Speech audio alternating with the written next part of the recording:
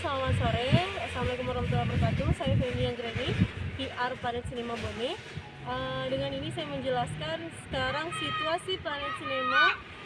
Untuk sekarang bioskop untuk hari ini, terhitung hari ini kita masih tutup dan food hall dan playground masih buka. Tapi rencananya besok kita sudah mulai beroperasi untuk bioskopnya dengan film yang sudah kami update di IG-nya Planet Cinema Bone, yaitu Planet Cinema Indonesia, dan di Facebook Planet Cinema Bone. Dan untuk fasilitas di dalam itu kita ada bioskop tentunya, kemudian ada food hall, atau kita ada beberapa tenan di dalam untuk nongkrong ataupun buat event atau buat acara ulang tahun bisa. Dan kita juga sudah menyediakan wedding outdoor maupun indoor di dalam. Kemudian kita juga ada playground itu sekarang kita masih memberikan promo bermain gratis untuk anak-anak secara sepuasnya.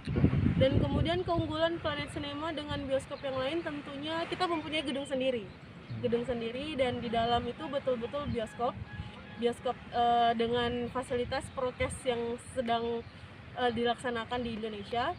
Kemudian film-film yang kami tayangkan tidak kalah lebih update dari bioskop yang lain dan bisa dibilang sesuai jadwal.